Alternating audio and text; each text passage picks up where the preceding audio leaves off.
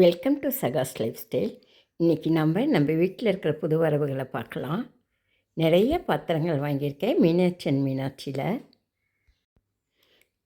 இது பெங்களூர் தட்டு இட்லி. 4 தட்டு கொடுத்துருக்காங்க. எண்ணெய் தடவி தட்டு இட்லி ஊற்றிக்கலாம்.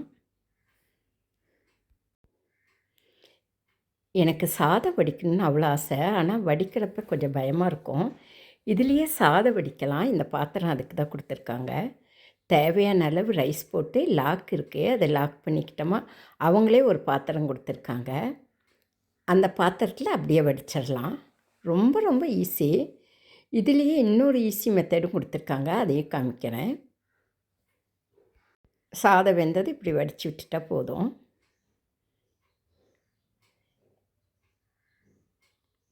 எல்லா பாத்திரமே ஒரே பேக்கேஜில் வந்துச்சு. பேபி இட்லி தட்டு கொடுத்துருக்காங்க.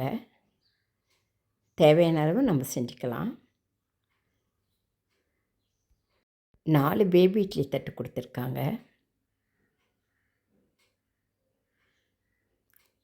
அது மட்டும் இல்லை, 4 பெரிய இட்லி தட்டு கொடுத்துருக்காங்க. எண்ணெய் தடவி இட்லி ஊற்றிக்கலாம்.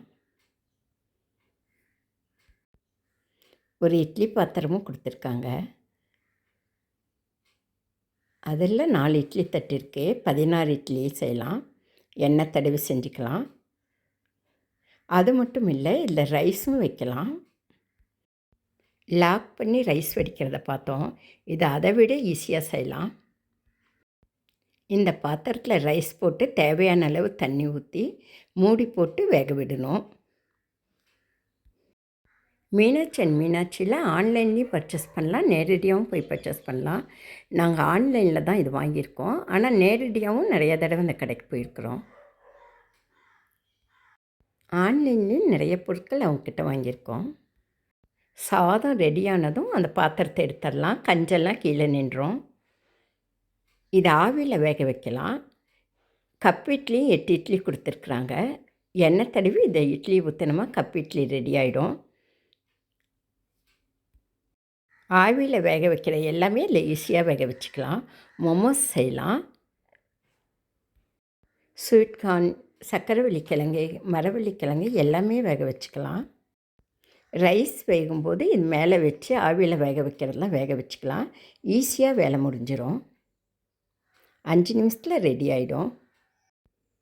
சாதம் வேகிறப்பயே கப் இட்லி மேலே வச்சு வேக வச்சுக்கலாம். ஈஸியாக வேலை முடியும். இந்த எல்லா பாத்திரங்களும் ஒரே பேக்கேஜாக வந்துச்சு. சூப்பராக வெயிட்டாக நல்லா இருக்குது. இட்லி தட்டெல்லாம் செமையாக இருக்குது.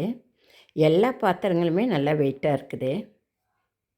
நான் நிறைய பாத்திரங்கள் வாங்கியிருக்கேன். துருவெல்லாம் பிடிக்கிறதில்ல. 5 வருஷமாக வாங்கிட்டுருக்கிறேன். சாதம் வைக்கிறது ரொம்ப ஈஸி.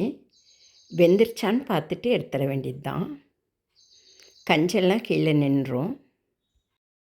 எல்லா பாத்திரங்களுமே ரொம்ப வெயிட் அழகாக இருக்குது. என் வீடியோவுக்கு லைக் பண்ணுங்கள், ஷேர் பண்ணுங்கள், கமெண்ட் பண்ணுங்கள், சப்ஸ்கிரைப் பண்ணுங்கள். நான் யூஸ் பண்ண பாத்திரம், இன்னும் யூஸ் பண்ணாமல் வச்சுருக்க பாத்திரம் எல்லாமே அடுத்தடுத்த வீடியோவில் போடுறேன். அவ்வளவு அழகாக இருக்குது. எல்லாமே நல்லா வெயிட்டாக இருக்குது. என் வீடியோ பார்த்த உங்களுக்கு என் மனமார்ந்த நன்றிகள்.